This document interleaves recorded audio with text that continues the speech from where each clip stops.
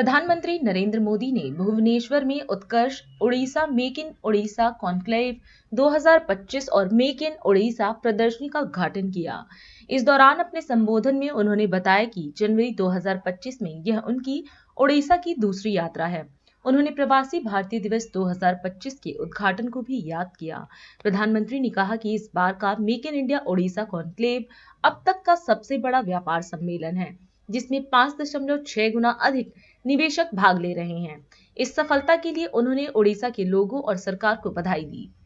जनवरी महीने में यानी 2025 के प्रारंभ में ही ओडिशा का ये मेरा दूसरा दौरा है। कुछ दिन पहले ही मैं यहाँ प्रवासी भारतीय दिवस के आयोजन का हिस्सा बना था। अब आज यहाँ उत्कर्ष ओडिशा कॉन्क्लेव में आपके बीच आया हूँ। मुझे बताया गया है कि ये ओडिशा में अब तक की सबसे बड़ी बिजनेस समिट है।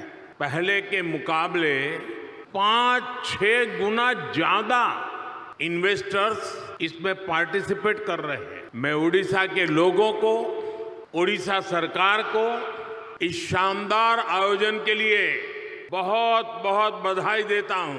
आप सभी का इस आयोजन में अभिनंदन करता हूं। साथियों, मैं पूर्वी भारत को देश के विकास का ग्रोथ इंजन मानता हूं और ओडिशा की इसमें एक बड़ी भूमिका है। इतिहास साक्षी है, जब ग्लोबल ग्रोथ में भारत की एक बड़ी हिस्सेदारी थी, तब पूर्वी भारत का अहम योगदान था।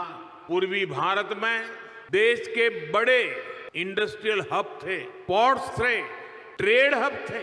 ओडिशा की इसमें बड़ी हिस्सेदारी भी थी। ओडिशा साउथ ईस्ट एशिया में होने वाले ट्रेड का प्रमुख सेंटर हुआ करता था। यहाँ के प्राचीन पोर्ट्स एक प्रकार से भारत के गेटवे हुआ करते। आज भी ओडिशा में हर वर्ष बाली यात्रा मनाई जाती है। अभी इंडोनेशिया के राष्ट्रपति जी आए थे और वो तो यहां तक बोल गए कि शायद मेरे डीएनए में ओडिशा है।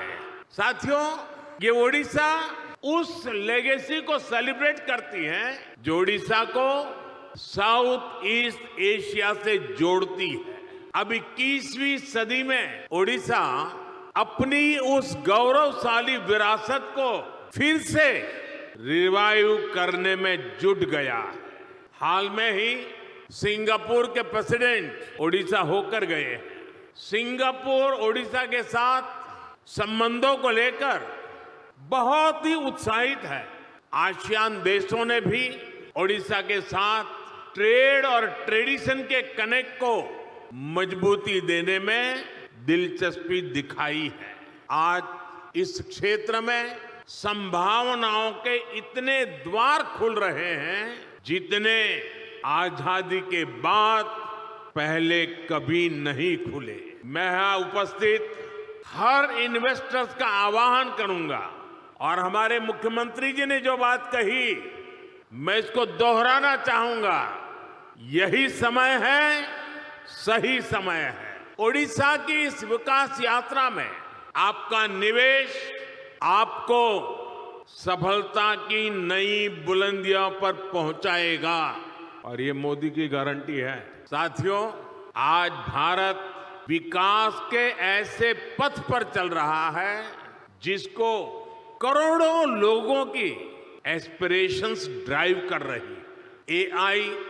एआई का युग है, आर्टिफिशियल इंटेलिजेंस ही इसकी चर्चा है, लेकिन भारत के लिए तो एआई सिर्फ नहीं, एस्पिरेशन ऑफ इंडिया हमारी ताकत है। और एस्पिरेशन तब बढ़ती है जब लोगों की नीड्स पूरी होती है। बीते दशक में करोड़ों देशवासियों को एम्पावर करने का लाभ आज देश को दिख रहा है। ओडिशा भी इसी एस्पिरेशन को रिप्रेजेंट करता है। ओडिशा आउटस्टैंडिंग है। ओडिशा नए भारत के ऑप्टिमिज्म और ओरिजिनलिटी का प्रतीक है। ओडिशा में अपॉर्चुनिटीज भी हैं, और यहाँ के लोगों ने हमेशा आउट परफॉर्म करने का जुनून दिखाया। मैंने गुजरात में उड़ीसा से आने वाले साथियों के कौशल, उनकी मेहनत, उनकी ईमानदारी को खुद अनुभव किया है। इसलिए आज जब उड़ीसा में नए अवसर बन रहे हैं तो मेरा पक्का विश्वास है उड़ीसा बहुत जल्द विकास की उस ऊंचाई पर पहुंचेगा जहां पहुंचने की किसी ने कल्पना तक नहीं की है। मुझे खुशी है कि मुख्यमंत्री मोहन चरण मांझी जी की पूरी टीम उड़ीसा के विकास को तेज गति देने में जुटी है।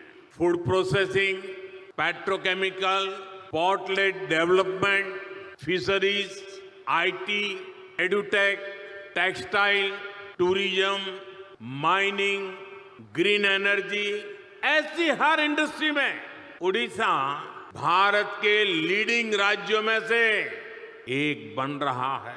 साथियों, भारत आज बहुत तेज गति से दुनिया की तीसरी बड़ी इकोनॉमी बनने की तरफ आगे बढ़ रहा है। $5 ट्रिलियन इकोनॉमी का पड़ाव भी अब ज्यादा दूर नहीं है। राष्ट्र सर्वप्रथम, राष्ट्र सर्वप्रथम, राष्ट्र सर्वप्रथम, राष्ट्र सर्वप्रथम।